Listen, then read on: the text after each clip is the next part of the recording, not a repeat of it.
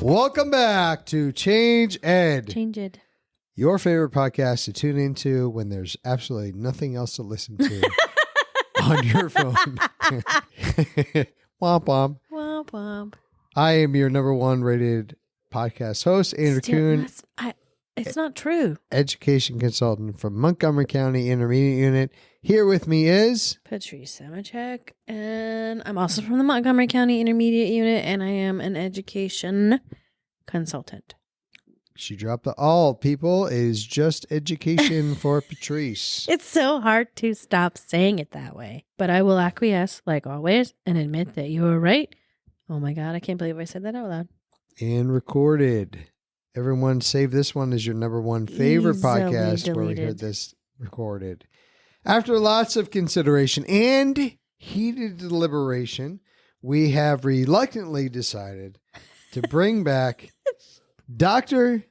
Sean Gardiner to the show. Continued the conversation. The Change Ed Nation demands more answers and insight, and we are here to meet the demands of the people.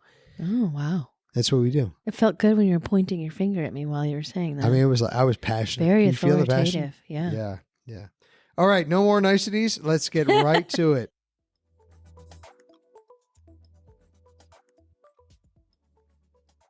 One of the things we talk a lot about with our work with Steels is within the three dimensions, there's knowing, thinking, and doing. And knowing was really how we were raised in an educational environment where you had to know the answer. You had to have the right answer. But also then because that was modeled in a lot of ways, that's where we all end up as, even in society. So we talk about it, if we were to have a conversation about football and I called it, what time is, what does that call? What sports ball? You're actually, asking me about sports ball? Never mind.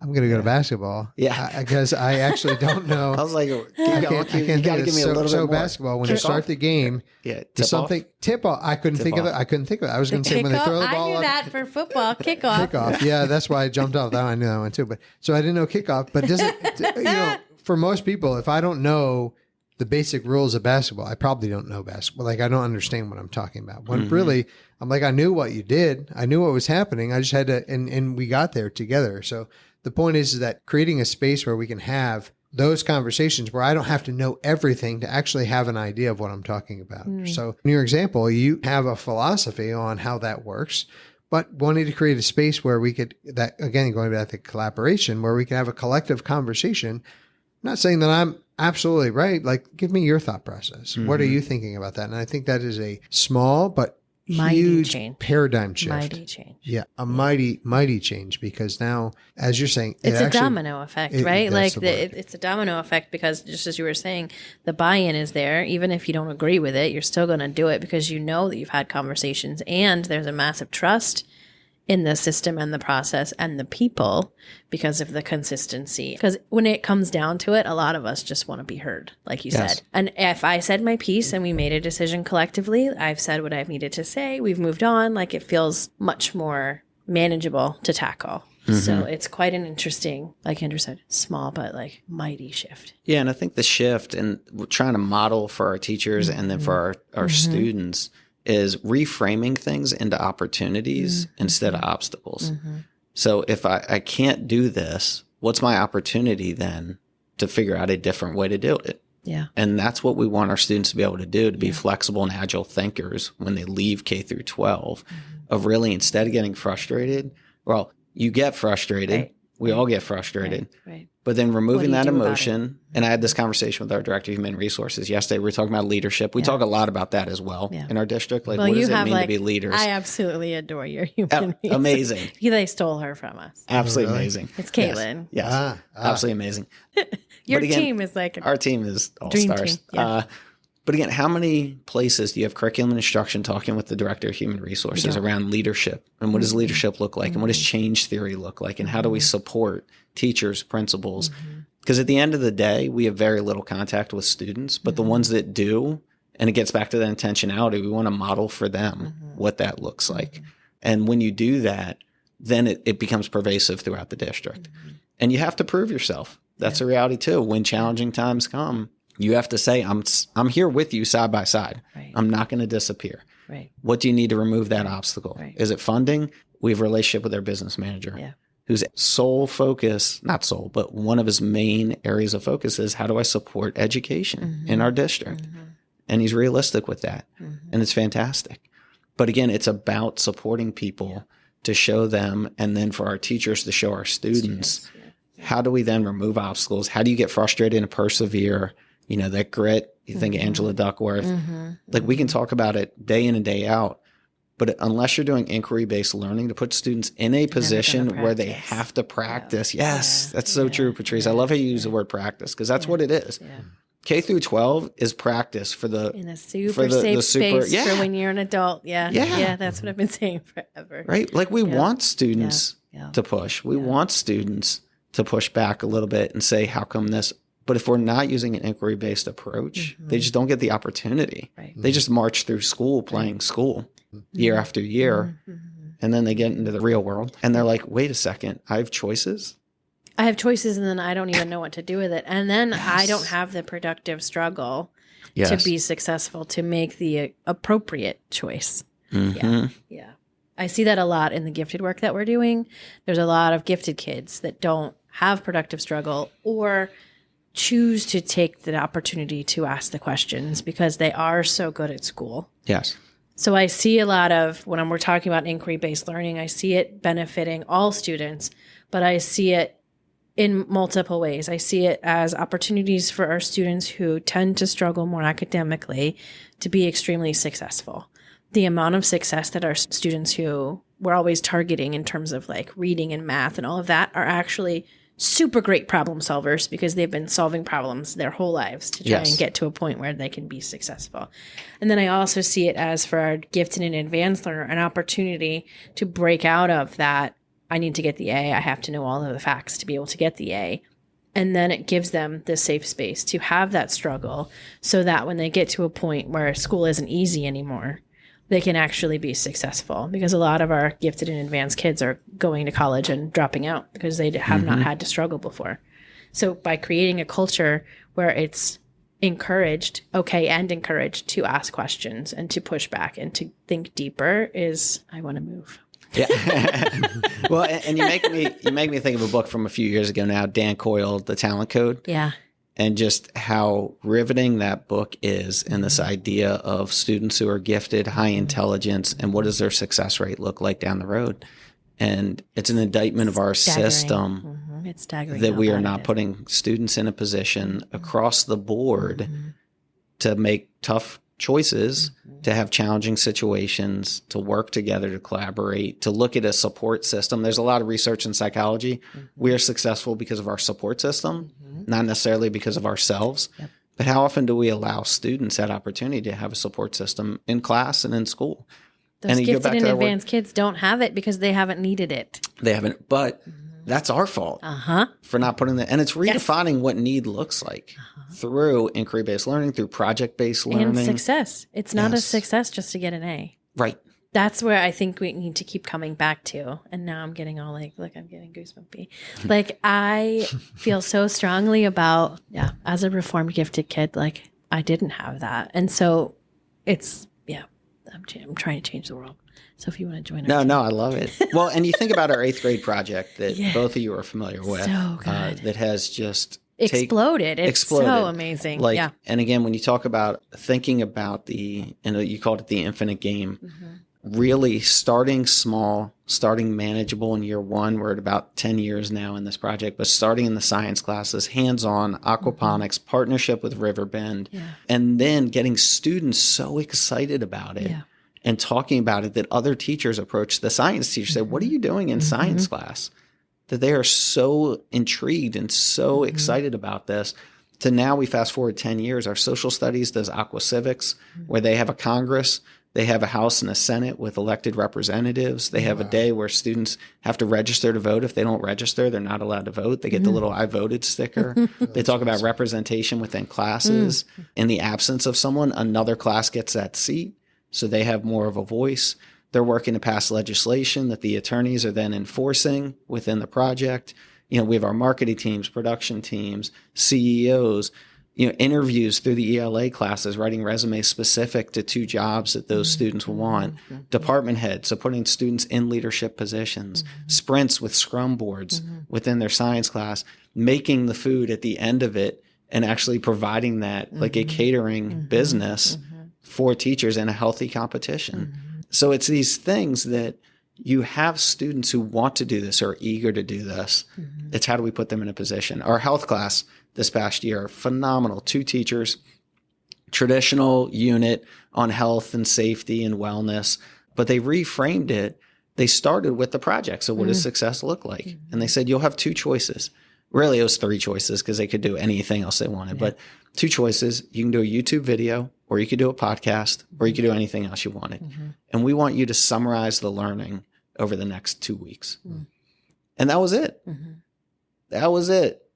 And you can imagine the creativity that these students did, the amount of time they spent.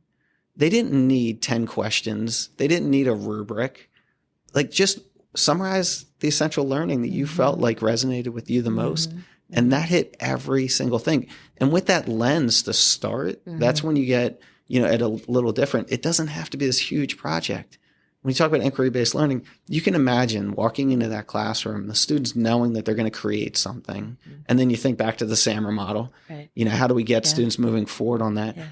Students are automatically going to ask more questions during that class because they're trying to internalize it to produce something at the end that is creative, that is something they're interested in doing. But it's a small but important intentional move by those two teachers. And it turned out fantastic. I'm sure. Absolutely fantastic. I'm sure it did. What I was thinking about when it comes to assessment, and you mentioned formative assessment, that's happening regularly so that we know where our students are at. There are no surprises or guessing when it comes to it. What I was hearing, even in this example they were giving, is how can we simplify it to show me evidence of learning and show me evidence of reflection. I need to know that you're growing as a person, not that you memorized this specific thing. Show me, I want to see the journey so I can know that you're on this path and that you're at least moving in some direction with us so that no one's left behind, that we have everybody in that. Sean, I really am excited and actually dreading giving you the second to last final thought because I feel like you've dropped a lot of really amazing things, and I know and where I'm going. He's clearly not a listener, so he knows that you're giving him the second to last thought for a reason. I can't even say this. Unique gift, Yes. It's literally every episode. Yes. Yeah. So, sir, second to last final thought for today's show. I think when you think about inquiry-based learning, you think about supporting people, just a few key terms you want to keep in mind and keep on your radar: feeling valued and heard, intentionality, collaboration, and conversation. And I think if you use all of those in your approach to everything you do, and you approach everything with curiosity, you're going to model that for everyone you interact with. They're going to see that that is a recipe for success. You'll build a team that believes in that. And then that team will then impact the students. And then the students will start doing that as well. And then at the end of their journey with us, they'll have options when they get out of school. And they'll be dynamic, agile thinkers that can tackle anything that comes in front of them with confidence. I don't think you need to say another thing. But I will. Exclamation point done. But I will. Of course you will. Number one, I hated having you on the show because you're excellent.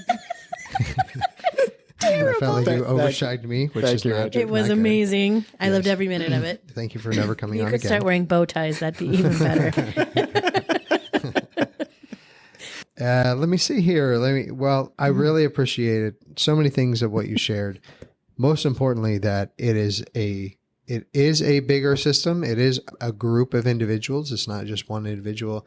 It's a lot of us who line up to actually get to that point where it's success. There are so many people at play and so many supporting cast members that help each individual student to find and meet success.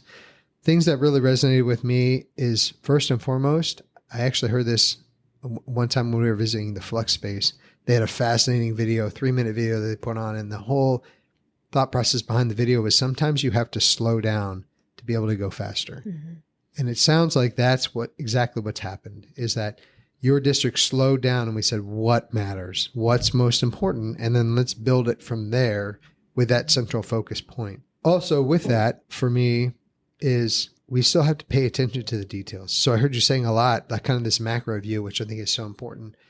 But something that I've seen modeled through you when we were doing all of our tours, prepping and planning and getting ready for the expo, was that you were very present and people knew that you were going to follow through. Mm-hmm. There was no question. Like if I talk to Sean Gardiner, he's going to get back to me, even though as the mayor of King of Prussia, you were talking to everyone, shaking hands and kissing babies. I know. He was literally like, I don't know students. I'm like, I think you knew every name of every student we walked by. And people were coming up and like, oh, I don't Dr. know how Gardiner. He's not talking to kids. Like, you knew every kid. You're like, hey, and how's the flute? I was like, what? Yeah.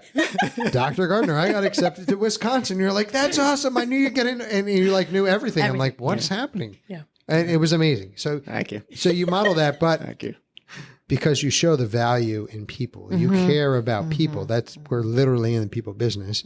But you pay attention to those details, which lets them know that, you are who you say you are, that you're very present. So it's this interesting balance in life of, again, how can we be micro-focused, but also detail present and oriented, and then allow all of us to help fill in kind of the in-between.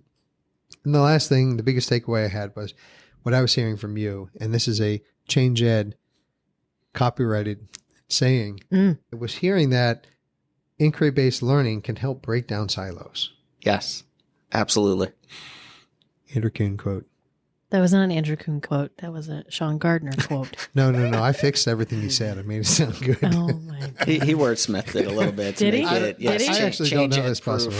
Oh, yes. my gosh. Sean, we have loved having you on the show. We'd love to have you back. It was really, it was a treat. There's so much I would love to do about. an interview with Sean and the real Andrew Kuhn, and not you. No, I am. I feel like that would be a really cool podcast. He's an imposter. That's me. why he had to have the doctor in front of his name so people would know. He's an imposter. With the doctor. The doctor's Ooh, an doctor, here imposter. it comes. So thank you so much, Sean. We are super excited you're a fantastic partner for us in so many levels. Upper Marion Area School District is just as amazing. We love collaborating and working with all of you. So thank you for coming on the show and for your support of all the work that we do collectively. Yeah, thank you for this opportunity. And just a quick plug, start listening to this podcast all the time. If you get a chance, you will get certain things every single time to move you forward. Usually little things you can use against Andrew. That's usually it. Yeah, there's a fan club. You can join it if you like. There you go. What did Tony and I call it? We called it something. Whoa, without Andrew. Yeah. I think was it without Andrew? I don't know. I have so many support groups now started.